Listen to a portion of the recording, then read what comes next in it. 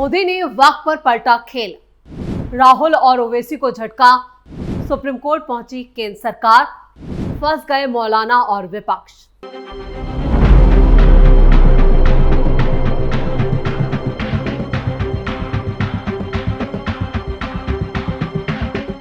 नमस्कार, आप सभी का बहुत बहुत स्वागत है। आप देख रहे हैं स्पेशल स्टोरी। मैं हूं परवीन शेख।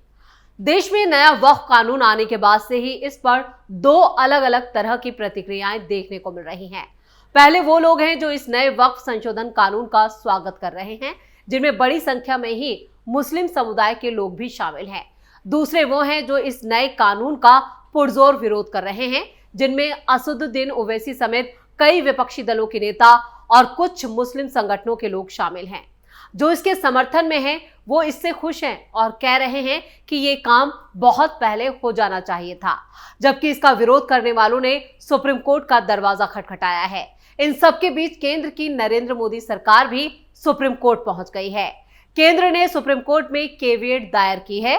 केविएट उस दरखास्त को कहते हैं जो किसी मामले में अपना पक्ष रखना चाहता है, ताकि कोर्ट अपना फैसला सुनाने से पहले उसकी बात पर भी गौर कर सके। अब मोदी सरकार के सुप्रीम कोर्ट पहुंचने से मामला लटक चुका है। तो कैसे मोदी और शाह ने पलट दी वक्फ पर बाजी, विस्तार से चर्चा करेंगे अपनी इस स्पेशल स्टोरी में। वक्फ पर सुप्रीम कोर्ट में सुनवाई। नए वक्फ कानून के खिलाफ बढ़ते विरोध के बीच केंद्र सरकार ने 8 अप्रैल को ही सुप्रीम कोर्ट में एक केविएट दाखिल की।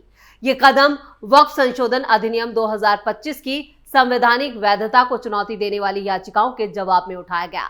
सरकार ने कोर्ट से गुजारिश की है कि इन याचिकाओं पर कोई फैसला सुनाने से पहले उसका पक्ष जरूर सुना जाए।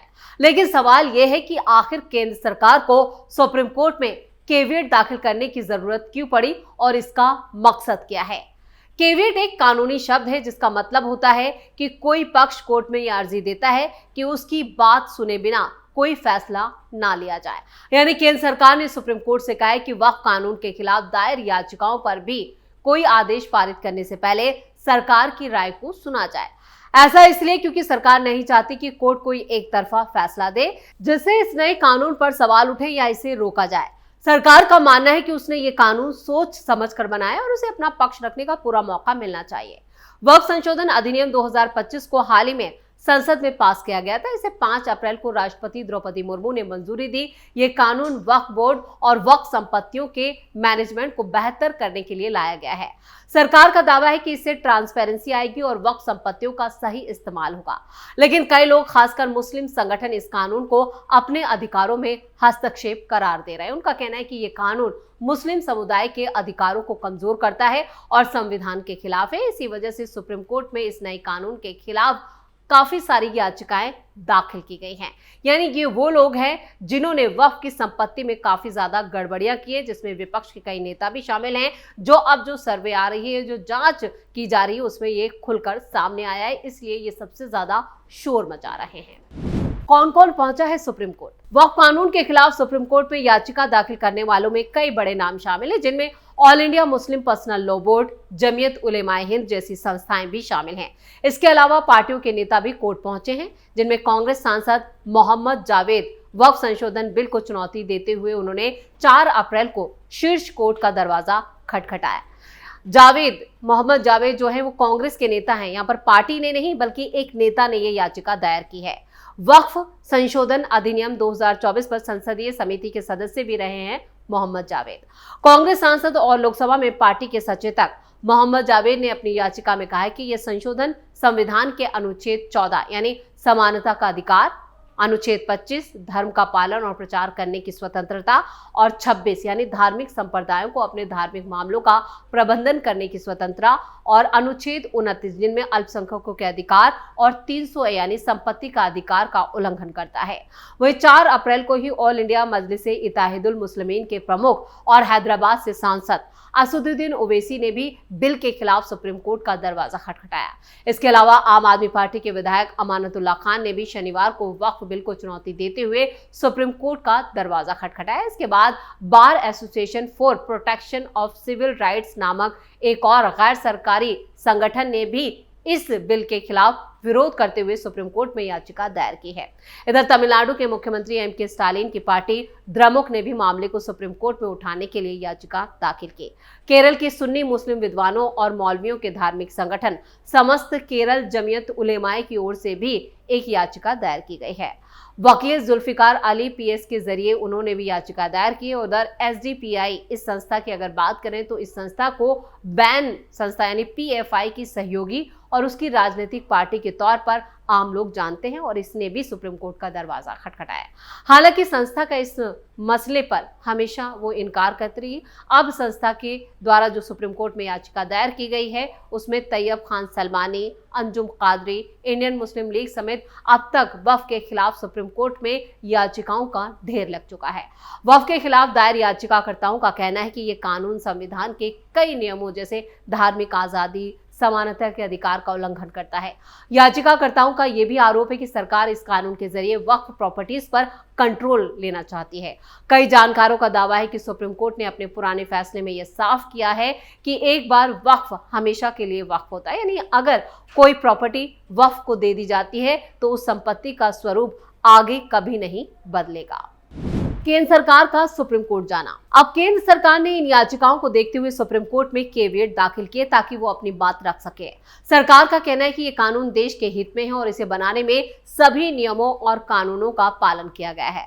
सरकार नहीं चाहती कि कोर्ट बिना उसकी बात सुने कोई फैसला दे जिससे कानून पर रोक लग जाए या उसे रद्द कर दिया जाए। इसलिए उसने पहले ही कोर्ट में अर्जी देकर कहा है कि कोई भी फैसला लेने से पहले उसका पक्ष जरूर सुना जाए।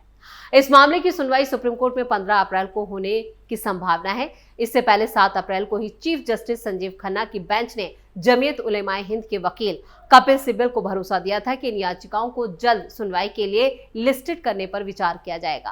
केंद्र सरकार का केवियट दाखिल करने का मुख्य मकसद ये सुनिश्चित करना है कि वक्फ कानून को लेकर कोई जल्दबाजी में फैसला ना हो। सरकार चाहती है कि कोर्ट इस कानून के पीछे की मंशा और इसके फायदों को समझे, साथ ही वो उन आरोपों का जवाब देना चाहती है जो याचिकाकर्ताओं ने लगाए हैं। सरकार का मानना है कि अगर उनकी बात नहीं सुनी गई तो कानून के खिलाफ गलत धारणा बन सकती है, इसलिए वो कोर्ट में अपनी पूरी तैयारी के साथ जाना चाहती है। केंद्र सरकार के सुप्रीम कोर्ट पहुंचते ही साफ है कि यह मामला अब ठंडे बस्ते में जा चुका है। अब सुप्रीम कोर्ट इन याचिकाओं और कानून पर फैसला जल्दी नहीं ले पाएगा, यानी अब इसमें काफी वक्त लगेगा और केंद्र सरकार ने वक्त भी मांगा है। उन्होंने कहा है कि इस पर सोच समझकर फैसला करना है। दरअसल वक्फ संशोधन बिल आखिरकार जोरदार हंगामे के बाद संसद के दोनों सदनों यानी लोकसभा और राज्यसभा में लंबी बहस के बाद बहुमत के साथ पास हुआ है और राष्ट्रपति की इसे मंजूरी मिल चुकी है, यानी ये कानून बन चुका है। और आपको बता दें कि 8 अप्रैल को ही देश भर में इसे लागू कर दिया गया। इसको लेकर नोटिफिकेशन जारी हुआ। अब इसे लेकर कांग्रेस समेत कई पार्टियों ने विरोध जताया है, जो अब तक विरोध करते आ रहे हैं, मगर सरकार ने दोनों सदनों में चर्चा के बाद पर इस पर वोटिंग करा ली, जिससे ये कानून पास हो गया। अब कांग्रेस और कई पार्टियां, मुस्लिम संगठनों की तरफ से सुप्रीम कोर्ट में याचिकाएं दी गई और इस मामले पर 15 अप्रैल को सुनवाई हो सकती है। कंफर्म नहीं है, सिर्फ ये संभावना है। उम्मीद है कि सुप्रीम कोर्ट सुनवाई कर सकता है, क्योंकि सुप्रीम कोर्ट की वेबसाइट पर इसको लेकर कोई भी पुष्टि नहीं की गई है। संसद के बनाए कानून को रद्द कर सकता है सुप्रीम कोर्ट। क्या संसद के बनाए कानून को रद्द कर सकता है सुप्रीम कोर्ट? ये एक बड़ा सवाल है। लीगल एक्सपर्ट मानते हैं कि यह बिल संविधान के अनुच्छेद 25 यानी धार्मिक आजादी के अधिकार का उल्लंघन करता है। अनुच्छेद 25 भारतीय नागरिकों को अपनी धार्मिक मान्यताओं के अनुसार संपत्ति और संस्थानों का प्रबंधन करने का अधिकार देता है। ऐसे में अगर वक्फ संपत्तियों का प्रशासन बदलता है या इसमें गैर मुस्लिमों को शामिल किया जाता है तो ये धार्मिक स्वतंत्रता का उल्लंघन हो सकता है। संविधान के अनुच्छेद 26 यानी धार्मिक संस्थाओं के प्रशासन का उल्लंघन, यह अनुच्छेद धार्मिक समुदायों को अपनी धार्मिक संस्थाओं को प्रतिबंधित करने का भी अधिकार देता है। इस बिल से वक्फ बोर्ड के अधिकारों में कमी आ सकती है, जिससे ये प्रावधान प्रभावित हो सकता है। संविधान के अनुच्छेद 29 और 30 यानी अल्पसंख्यकों के अधिकारों की सुरक्षा का उल्लंघन। मुस्लिम संगठनों का दावा है कि ये विधेयक अल्पसंख्यकों को और कमजोर कर सकता है और उनकी प्रॉपर्टीज को सरकारी कंट्रोल में लेकर आ सकता है। कई बार संसदीय कानूनों को कोर्ट में चुनौती भी दी गई है। पिछले साल ही सुप्रीम कोर्ट ने राजनीतिक पार्टियों को चंदे के लिए लाई गई चुनावी बॉन्ड योजना को रद्द कर दिया था। 2023 में सुप्रीम कोर्ट ने जम्मू कश्मीर को विशेष दर्जा देने वाले अनुच्छेद 370 हटाने के फैसले को बरकरार रखा था। अनुच्छेद 370 को केंद्र सरकार ने 2019 में रद्द कर दिया था, जिसे सुप्रीम कोर्ट में चुनौती दी गई थी।